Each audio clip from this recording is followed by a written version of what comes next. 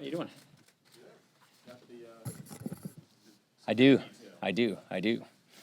As you may have heard, there is a presidential election going on right now. It's getting a lot of attention. The way I see it, though, it is not an excuse for us to take the year off. That's why here in the House, we are taking action to solve problems right now. We're also laying the groundwork for a more confident America in the future, solving the Puerto Rico fiscal crisis, making progress to fix our mental health system, addressing America's opioid crisis, staying ahead of the Zika virus, responding to acts of terrorism. On the urgent challenges of the day, we are acting here in the House. But we're also looking ahead. We're also looking ahead past this president to when we can finally tackle some of the biggest challenges facing the country. Right now, we're in the midst of what we call a better way. We are introducing our vision for a more confident America. This agenda represents a very clear choice that we are offering to the American people. Now, I see the Democrats are offering some of their own ideas. Great. With our agenda, we are starting a debate of ideas, exactly what we set out to do at the beginning of this year. So far, we've introduced a better way to lift people out of poverty into lives of self-determination. We've laid out better national security and foreign policy to keep the American people safe. We've shown how to unleash economic growth through a better regulatory reform. And this morning, we introduced the fourth plank of our agenda, our plan to restore and preserve the separation of powers that are so essential to keeping an accountable federal government. Altogether, we have now introduced 250 specific ideas to get our country back on track. We don't think America is heading in the right direction. Most people agree with us. That's why we are putting forward these ideas to give us a better way forward. All of these solutions can be found at better.gop. That's better.gop. But we're not done. Next week, we will release a plan not just to repeal, but to replace Obamacare. And after that, we will offer a blueprint for fundamental tax reform that will make the tax system more simple and fair and create more jobs. Amid all the noise, we can never forget. Amid all the going and coming and up and the down, let's never forget that our job here is to improve people's lives.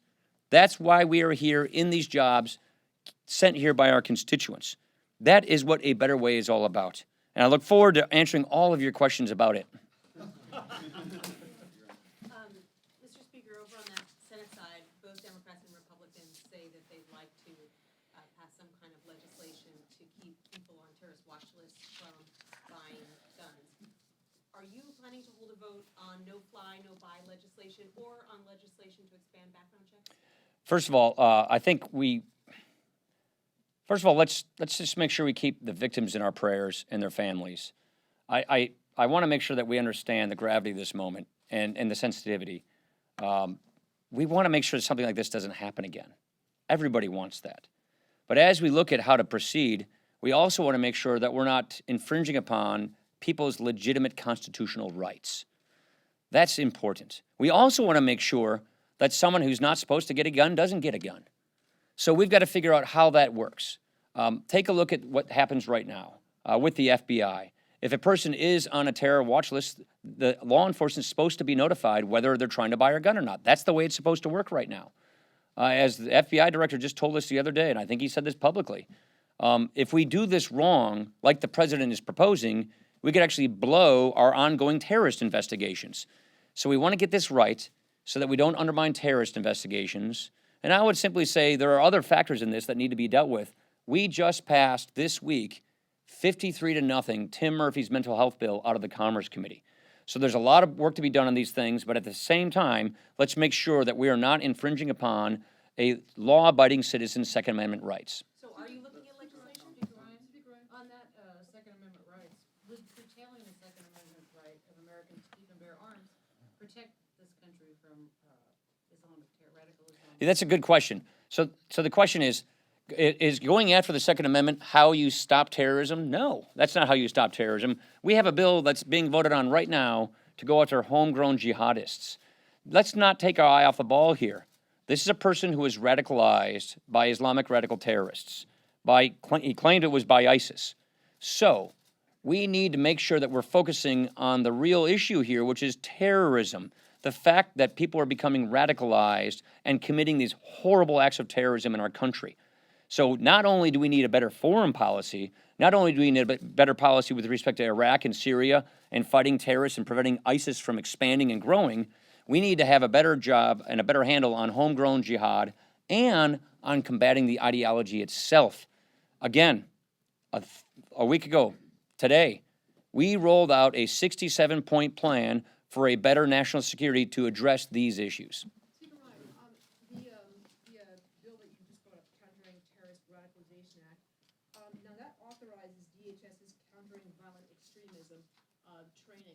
That particular training has been criticized Yes. for essentially training these federal agents I agree. to whitewash and put in like politically correct training, telling Yeah. these agents that they can't investigate particularly suspects who may Right. have Muslim backgrounds, saying that they can't look into people who may have certain faiths that may be Islamic. Is the GOP essentially condoning? No, I have concerns about this aspect of DHS, and one of the reasons why we delayed the markup of the Homeland Security bill in the Appropriations Committee is because we wanted to look at all of these issues to see if something needed to be improved in the appropriations process of Homeland Security, and that's one of our concerns. Manny. In the aftermath of Orlando, your party's presumptive nominee has, of course, renewed his call for the Muslim ban, which you have repeatedly rejected. If he continues to say controversial things that draw your concerns, do you envision any scenario in which you would rescind your endorsement? That's not my plan. I don't have a plan to do that. Look, we're going to agree to disagree on some things. That's just the way things work. Mitt Romney and I didn't agree on everything. What we do agree on is we don't want another Democrat in the White House, I can tell you that. And we do have a lot of common ground on a lot of things that we think will move us in a better way in this country. We don't agree on that. Everybody knows that. And you also know that if I'm asked a question, I'm going to answer it honestly. And if I'm asked a question about a proposal that I don't agree with, I'm going to say I don't agree with it. It's just that simple. Chad. To that end, though, I mean, you wake up in the morning and you read the papers, oh, there he goes again. You call up Brendan and Asher and say, okay, I got to say this. I mean, how many more times can you do that? I don't know the answer to that question either. Does that bother you that you have to keep doing this review? He's a different kind of candidate. This is a different kind of year. I'm going to be myself and speak up in defense of our principles, in defense of not just our party's principles, but our country's principles. As conservatives, we want to conserve our founding principles: liberty, freedom, self-determination, our Bill of Rights. Those are very important principles. No matter what, we're going to defend those principles. I do, though, believe that the last thing we want is a Democrat in the White House like Hillary Clinton. Wait, I'm sorry, you jumped ahead of him. Speaker, one of the nuances, though, of the Orlando shooting is, I guess the basic question is, should someone who may have been on a terror watch list and taken off of it, or have been investigated by the FBI, should that show up in a background check, or should it just be totally eliminated? Yeah, so I think that's a fair question. We need to dig into the bottom of this particular case and to see if refinements on how they adjudicate these cases work with respect to terror watch lists, with respect to, we need to know more about what is it the FBI learned when they visited with him. Why did they take him off the list? There's a lot that Congress has to do to get to the bottom of this particular case to make sure that if any mistakes were made, that they're not to be repeated. That's point number one. Point number two, we don't take away citizens' rights without due process. Again, I'm going to defend the Constitution here. We do not take away a citizen's rights without their due process. And so if you have a quick idea in the heat of a moment that says, let's take away a person's rights without their due process, we're going to stand up and defend the Constitution. Mr. Speaker, do you have any thoughts on Gun Point Shield Act? Have you had any discussions with Mitch McConnell about what they're doing? I'm familiar with it. I haven't talked with Mitch about it in particular. I've talked with our members about it. I think there's a version of it floating around here in the House. This essentially codifies what the FBI already does. We think they should do what they do. And so I think we'll have further conversations about how to codify what the FBI does. Last question. Mr. Speaker, regarding the Constitution. Wait, did you already ask one? No, I didn't. Okay, all right, just making sure. About an hour. All right. Regarding the Constitution, the Republican nominee has revoked the credentials of the Washington Post. It's a pattern. He did it with the Des Moines Register, even the National Review, the conservative publication, other liberal publications, Mother Jones. What do you feel about the Republican nominee revoking credentials of really respected media? Don't think I've ever heard of it before. I think that's a new one. I don't know a whole lot about it. I hope and assume that this will get worked out. Hasn't so far. Who's with the Post here, by the way? Is DeBotis here or no? Kane's here. Okay. Last question. Kane.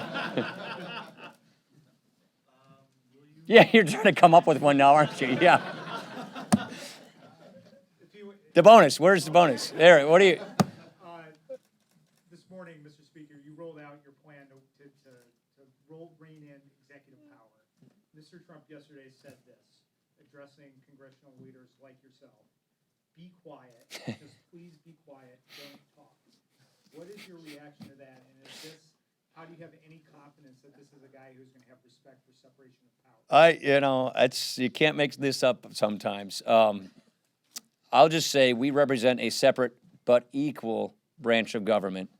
We just spent the morning talking about how valuable the separation of powers is and how we're trying to restore the entire principle of self-government, of government by consent. We will lose our freedoms in this country, including all of the Bill of Rights, if we don't robustly defend the separation of powers. And we're going to fight for those rights on behalf of our citizens so that we remain a self-governing people. Let me leave it at that and say, make sure you call your dads this weekend. Right. Thanks.